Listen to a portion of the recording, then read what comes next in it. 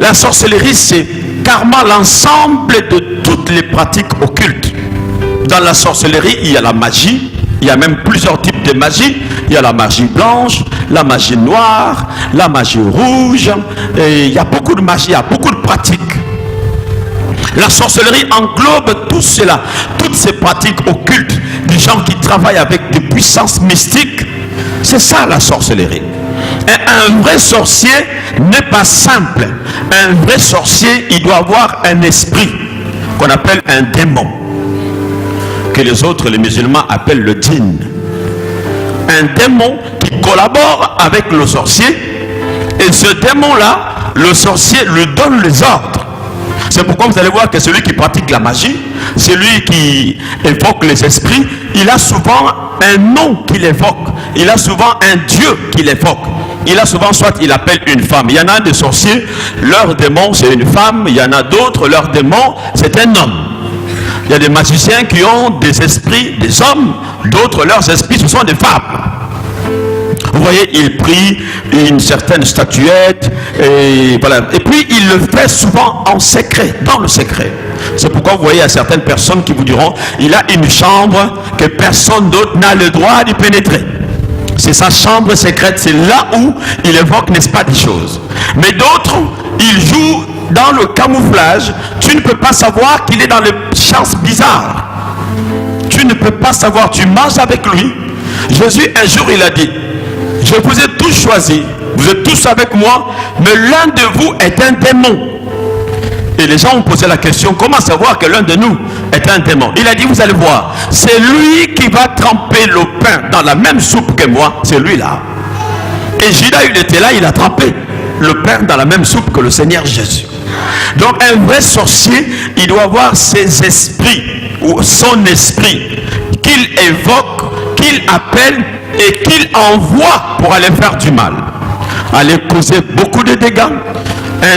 Un sorcier peut t'envoûter, il t'enlève le sommeil, il t'empêche, toutes les nuits tu ne dors pas, on te prive de sommeil. Il y a des gens qui sont comme ça, qui dorment difficilement. Si c'est le cas pour toi, ce soir, il y a un paquet de sommeil au nom de Jésus. Nous allons chasser celui qui t'empêche de dormir et tu dormiras comme un bébé. Amen. J'ai rencontré une fois une femme qui ne dormait pas la nuit. En fait, on l'avait envoûtée, on l'a punie et on lui a donné le sommeil le jour, mais la nuit, elle n'a pas sommeil. Toute la nuit, c'est des nuits blanches. Elle ne dormait pas. C'est seulement le jour qu'elle dort. Or, le jour est fait pour travailler, la nuit est faite pour dormir. Bon, si toi on te dit, tu ne dors plus la nuit, tu ne dors que le jour, eh bien c'est fini, ta vie est foutue. Et quand je regardais cette femme, elle était totalement défigurée. C'était une femme d'une trentaine d'années, mais on pouvait lui donner plus de 50 ans. Elle avait perdu toute la beauté, cette femme, parce qu'elle ne dormait pas la nuit, elle souffrait, elle pleurait, elle tournait dans son lit pour trouver le sommeil. Elle n'arrivait pas. Elle est venue à l'église, on a prié pour elle. On a prié, mais l'Esprit m'a dit d'aller prier dans sa maison. Vous savez, l'homme de Dieu peut être poussé à te demander que je vienne prier chez toi à la maison. Obéis seulement. Même Jésus, parfois, il s'est déplacé. Certaines personnes, il le guérissait dans la rue. D'autres personnes, il le guérissait au bord du fleuve. Mais pour d'autres personnes, il allait jusqu'à la maison. Pour d'autres même, il fallait qu'il entre jusque dans leur chambre. J'ai pris une équipe, j'ai dit on va aller. On est parti là-bas, on a fait toute une nuit de veillée de prière pour dire à ces démons qui empêchaient à notre sœur de dormir de s'en aller, que c'était fini, que le temps de Dieu est arrivé. Ce soir pour toi le temps de Dieu est arrivé. Si tu crois, dis amen très bien. Nous avons ordonné à l'esprit de s'en aller. On n'a pas vu de manifestation. On n'a pas vu que la sœur est tombée, les démons se sont manifestés. Non. Mais le démon nous a entendus. On était plus d'une douzaine de personnes. On a chassé les démons. Et puis voilà, on est rentré le matin à 6 h à la maison. On a dit à la sœur, tu es libérée. Ce jour-là, elle a dormi jusqu'au lendemain. Amen, amen. Elle a dormi jusqu'au lendemain. Une semaine après, 2 semaines après, elle a réapparu à l'église. Non. Dieu va te restituer ce qu'on t'a volé. Sa beauté était revenue comme vraiment une femme d'une trentaine d'années. Que Dieu te redonne ce que le diable t'a volé. Nous irons chercher ce qu'on a pris de toi. Si on a pris tes enfants, on va te les rendre au nom de Jésus.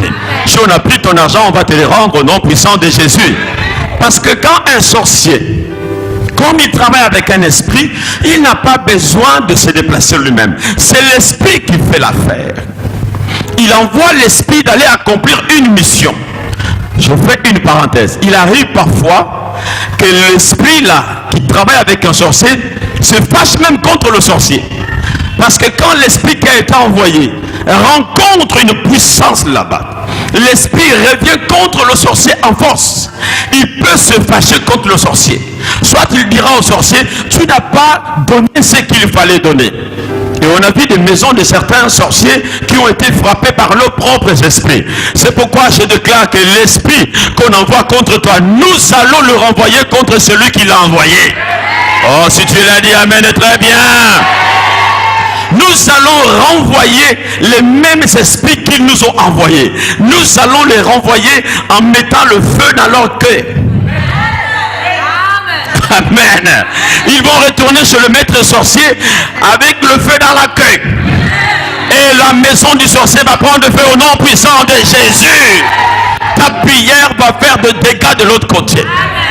Amen, amen, amen, amen. Amen, amen, amen, amen. Donc c'est comme ça que les sorciers travaillent, que ce soit des magiciens, que ce soit des charlatans. Tu peux aller, parce qu'il y a beaucoup de personnes qui vont chez un charlatan dans le but de dire, bon, écoute, détruis-moi la vie de cette personne.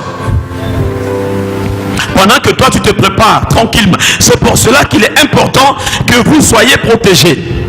Et la meilleure protection, ce n'est pas d'aller encore prendre la magie ou d'aller encore prendre, n'est-ce pas, des protections du ganga. La meilleure protection, c'est celle de celui qui est au-dessus de tous les esprits. Et son nom, c'est Jésus-Christ. La Bible dit, Jésus a dit, c'est que mon Père tient entre ses mains, personne ne peut le ravir. Si tu es dans les mains de Dieu, les sorciers ne pourront pas te ravir. Mais si tu es sans protection, ils peuvent rentrer chez toi. Ils font de ton corps comme un ballon. Ils te shootent la nuit. Ils te tapent. Ils te bloquent. À chaque fois que tu veux avancer, ils te freinent. Tu ne le vois pas, mais ils sont là. Ils sont capables d'aller pourrir ta vie, d'aller pourrir tes relations, d'aller pourrir ton travail. C'est pourquoi beaucoup de personnes n'arrivent pas à comprendre, malgré mes diplômes, malgré mes connaissances, malgré la force de mon corps, malgré tout ce que j'ai, mais je n'arrive pas à accéder à certaines choses. Aussi longtemps que celui qui est derrière ce malheur ne sera pas cassé, alors le problème est difficile. Mais ce soir, tu as bien fait de venir. Dis à ton voisin, tu as bien fait de venir. Alléluia. Ce soir, je vais parler de comment nous devons briser les malédictions ancestrales. Les malédictions ancestrales, voyons par là les malédictions que nous portons dans nos corps, dans nos vies, mais venant de ceux qui nous ont fait, de là d'où nous sommes sortis. Je peux vous dire ceci, quel que soit ce que vous deviendrez dans votre vie, même si vous devenez chef de l'État, président de la République, même si vous devenez pasteur, je ne sais pas qui vous pouvez devenir, mais vous avez un passé et vous avez des ancêtres. Vous n'êtes pas sorti de la lune, vous n'êtes pas sorti du soleil. Il y a des gens qui vous ont fait. Autant, aussi longtemps que nous sommes là, autant de personnes que nous sommes là, chacun de nous vient de quelque part. Pose la question à ton voisin, toi tu viens d'où? Ou bien dis-lui, tu viens de qui? Amen. Chacun de nous vient de quelqu'un. Chacun de nous vient de quelque part. Amen, amen. Quand les gens ne comprennent pas la cause des malheurs, n'est-ce pas, qui leur arrivent, ils ont souvent tendance à se mettre en colère contre Dieu. Quand les gens ne comprennent pas pourquoi tel malheur m'arrive, pourquoi je suis dans tel problème, quand nous partons souvent en évangélisation, nous disons aux gens, Jésus t'aime, Dieu a besoin de toi. Il y a beaucoup de personnes qui rétorquent en disant, si Dieu m'aime, pourquoi je suis dans cette situation? Amen. Vous n'avez jamais entendu ça? Les gens sont en colère contre Dieu. Quelqu'un m'a dit, mais pourquoi Dieu m'a fait? Pourquoi il m'a envoyé sur terre? Et pourquoi tel problème m'arrive? Pourquoi tel problème m'arrive? Dieu n'intervient pas. Quelqu'un même a dit, si le diable est là, Dieu est plus puissant que le diable. Et Dieu lui-même, s'il m'aime, pourquoi quand le diable vient me frapper, lui Dieu, il n'intervient pas. Les gens sont en colère contre Dieu. Beaucoup de gens sont en colère contre Dieu. Et à un moment, il y en a même qui disent que Dieu, il est méchant. Et certaines personnes arrivent à dire, dans ce cas, Dieu n'existe pas. Car s'il existait, il n'allait pas nous laisser dans la famille souffrir comme ça. Nous souffrons énormément dans notre famille. Et Dieu, il est où? Dieu, il est où? Et souvent, cette colère se répercute sur les plus faibles. Souvent, ce sont les plus faibles qui payent. Vous allez remarquer que souvent, par exemple, dans la maison, dans une maison, les plus faibles d'abord, ce sont les enfants. Après vient madame. Et le monsieur, c'est après. Souvent, on attribue, quand il y a quelque chose qui ne va pas, on attribue le tort aux plus faibles, même dans les familles. C'est souvent celui qui n'a rien qu'on peut facilement soupçonner, qu'on peut facilement accuser. Parce que le plus faible n'a pas beaucoup de moyens de défense. Beaucoup de personnes accusent Dieu. Beaucoup de gens accusent Dieu, surtout ceux qui ne connaissent pas le Seigneur. Pourquoi tel malheur? Pourquoi notre famille n'avance pas? Pourquoi dans ma vie? Pourquoi tout ce que je fais? Mais Dieu, il est où? C'est souvent ce genre de questions que beaucoup de gens se posent, surtout quand on n'est pas chrétien. Mais il y a aussi des chrétiens qui sont en colère contre Dieu. Beaucoup de chrétiens sont en colère contre Dieu en disant, moi j'ai accepté le Seigneur. Je vais à l'église. Je connais le pasteur me connaît.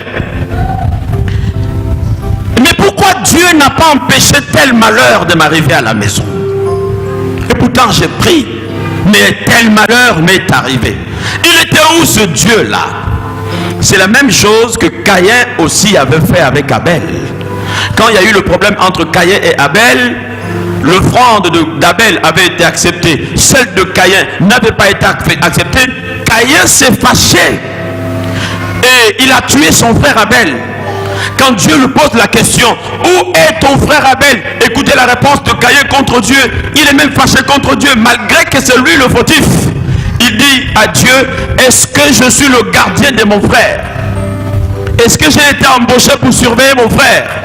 Mes amis, il y a même beaucoup de chrétiens qui sont en colère contre Dieu aujourd'hui. Pose la question à ton voisin, est-ce que tu es en colère contre Dieu toi aussi? Il y en a qui disent, mais pourquoi Dieu n'a pas intervenu? Pourquoi j'ai perdu le travail que j'avais? Pourquoi j'ai perdu l'enfant que j'avais? Pourquoi j'ai perdu la grossesse que j'avais? Mais Dieu, où est-ce qu'il était? Il y avait un pasteur dans un pays d'Afrique. À chaque fois que sa femme tombait enceinte, qu'un enfant venait, aucun enfant ne dépassait 4 ans. L'enfant mourait. Le premier enfant, il est décédé. Le second, le troisième.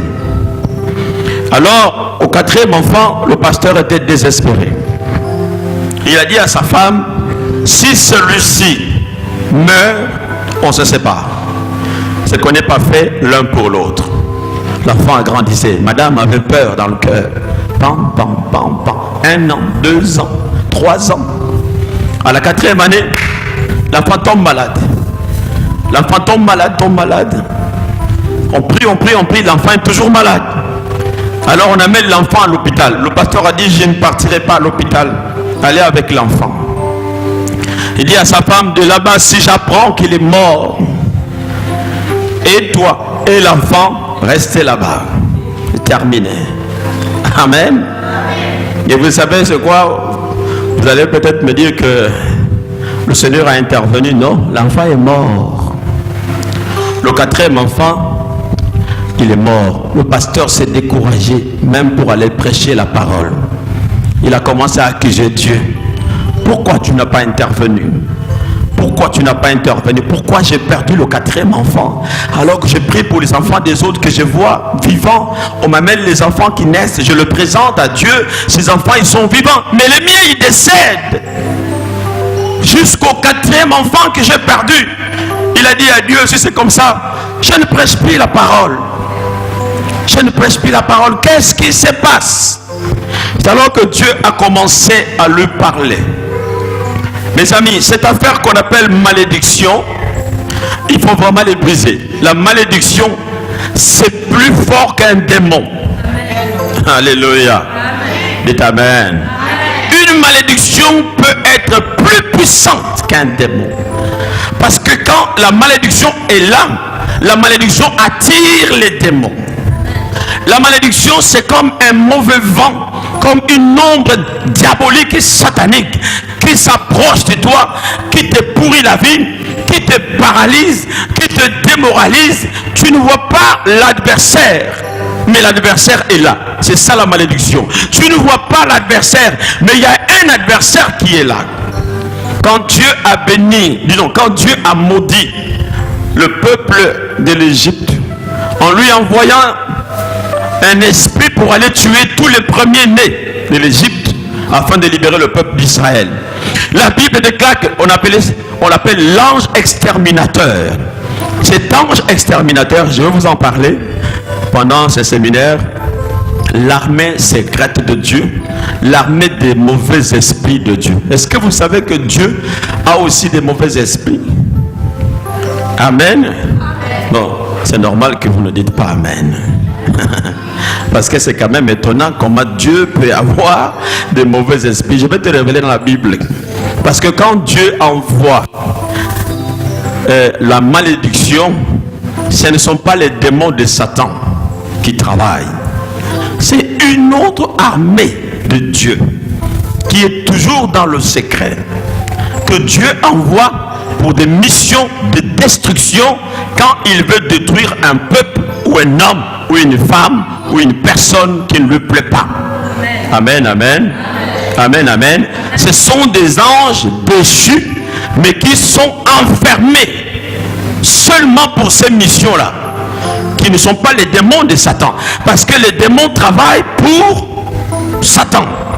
Dieu, ce sont ces anges qui agissent. Mais il y a d'autres esprits que Dieu envoie, comme quand il a envoyé l'ange exterminateur. Les anges de Dieu sont des anges bons. Les anges qui se tiennent devant la face de Dieu sont des anges bons. Mais ces anges-là qui apportent la malédiction pour tuer les gens, pour tuer les petits-enfants, c'est quels anges? Est-ce que ce sont les démons ou bien les anges qui se tiennent devant la présence de Dieu? Je vais vous parler de la deuxième armée de l'Éternel. Amen, amen. Donc la malédiction, quand elle arrive dans une famille, quand quelqu'un est maudit, quand quelqu'un est sous la houlette, sous l'entourage d'une malédiction, vous voyez quelqu'un debout, vous voyez quelqu'un beau et belle, mais il n'y a rien de bon en lui. Quand quelqu'un de maudit vous approche, au premier abord, vous l'acceptez. Mais au fur et à mesure qu'il est avec vous, vous commencez à le repousser sans comprendre pourquoi. En fait, c'est l'ombre de sa malédiction qui fait en sorte que la personne soit repoussée. On commence à la considérer comme une personne répugnante. C'est pourquoi la malédiction, elle doit être brisée. Or, la malédiction ne vient pas que de Satan. Dieu aussi maudit. Vous êtes d'accord avec moi? Amen, amen. Je peux même te dire que vaut mieux que tu sois maudit par le diable, Dieu t'en délivre, que d'être maudit par Dieu lui-même. Parce que quand c'est Dieu qui a maudit, personne ne peut te bénir. Ce qu'il a béni, il a béni, et ce qu'il a maudit, il a maudit. Or, comment se fait-il que beaucoup de chrétiens se posent des questions? Pourquoi Dieu n'a pas intervenu dans ma situation? Pourquoi le Seigneur ne fait rien pour mon problème? Pourquoi malgré mes jeûnes, pourquoi malgré mes dons, mes offrandes, mes sacrifices, cette situation perdure? Il y a souvent un problème de malédiction. Vous savez, Dieu agit toujours dans le cadre légal. Dieu agit toujours dans ce qu'il a établi. On ne peut pas se détourner ni à gauche ni à droite. Dieu ne se met pas dans le péché. Jamais Dieu ne se mettra au contact avec le péché. Quand il y a péché, Dieu se retire.